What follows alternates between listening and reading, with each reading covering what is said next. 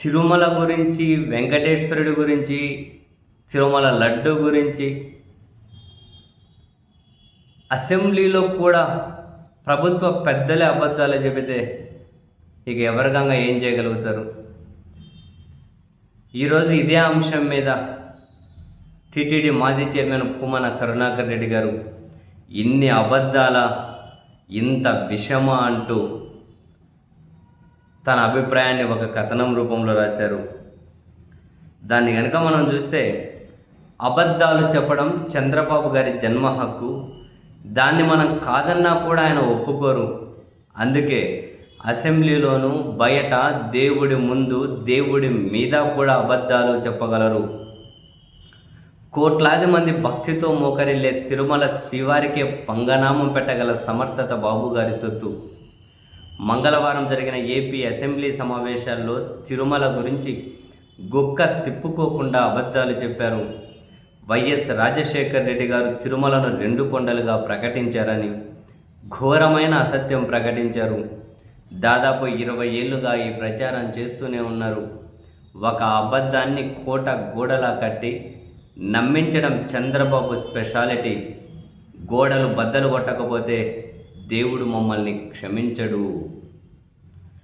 7 కొండలపై వెలసిన తిరుమల క్షేత్రం సువిశాలమైంది. శేషాచలం కొండలు సమస్తం శ్రీవారి నిలయమే. దైవానికి, భక్తికి పరిధి లేదు.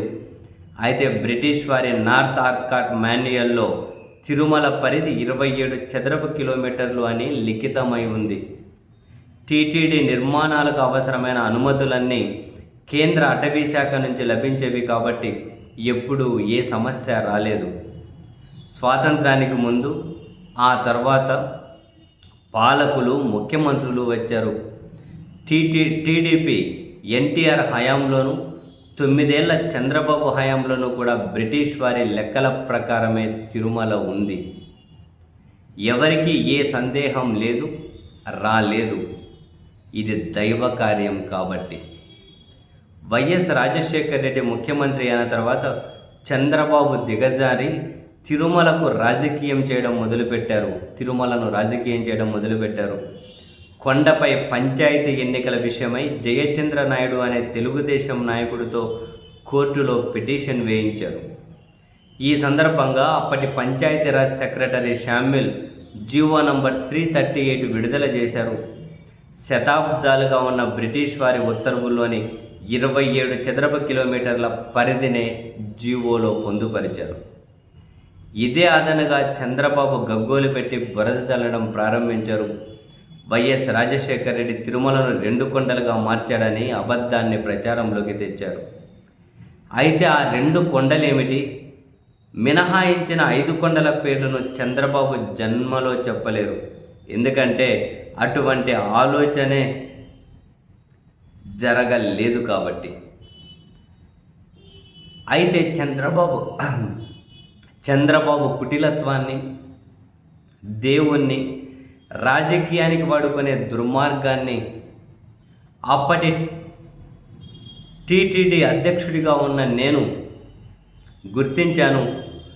అప్పటి EO KV Ramanachari, endowment secretary IV Subbarao గారులతో కలిసి ముఖ్యమంత్రి వైఎస్ రాజశేఖర్ రెడ్డి గారితో స్వయంగా చర్చించాం. చంద్రబాబు దురుద్దేశాన్ని వివరించాం.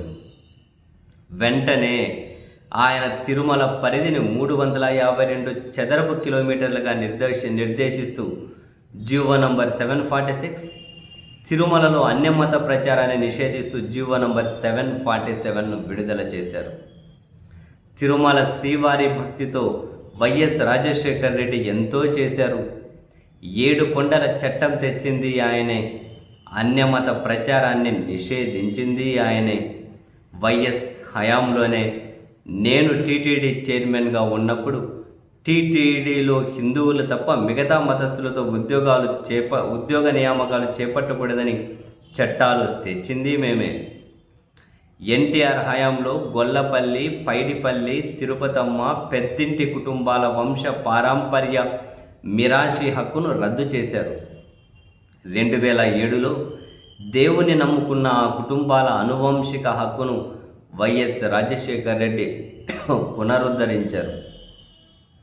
హైందవ ధర్మ పరిరక్షణ కోసం సాధు పుంగవుల సమ్మేళనం నిర్వహించింది కూడా వైఎస్ఆర్ హయాంలోనే. తిరుమల వెంకటేశ్వర స్వామి పవిత్రతను కాపాడడానికి, ధర్మాన్ని, విశ్వాసాల్ని పరిరక్షించడానికి వైఎస్ రాజశేఖర రెడ్డి నిరంతరం పాటుపడ్డారు. ఆయన పాదాల చెంత ఉన్న నారావారిపల్లెలో పుట్టి తెల్లారి లేస్తే స్మరించుకుంటానని అబద్ధాలు చెప్పే చంద్రబాబు తిరుమలకు పంగనామం పెట్టడం తప్ప చేసిందేమీ లేదు. అలిపిరి సంఘటనలో వెంకటేశ్వర స్వామి చంద్రబాబును కాపాడిన మాట నిజమే. అయితే దేవుణ్ణి రాజకీయాలకు వాడే ఆయన స్వభావానికి అది శ్రీవారు చేసిన హెచ్చరిక కూడా. ఆ తర్వాత కూడా తిరుమల శ్రీనివాసుడిని రాజకీయాలకు వాడారు, ఇంకా వాడుతున్నారు. బ్రహ్మోత్సవాల్లో శ్రీవారికి వస్త్రాలు భక్తితో తీసుకెళ్లిన వైఎస్ రాజశేఖర రెడ్డి, ఆయన కుమారుడు వైఎస్ జగన్ ఇద్దరూ తిరుమలను రాజకీయాలకు వాడలేదు. ఇప్పుడు కూడా చంద్రబాబు నిందలకు సమాధానం మాత్రమే చెబుతున్నాం. ఎందుకంటే అబద్ధాన్ని నిజమని నమ్మించడంలో భారత రాజకీయాల్లోనే ఆయన్ను మించిన వారు లేరు, ఇప్పట్లో రారు.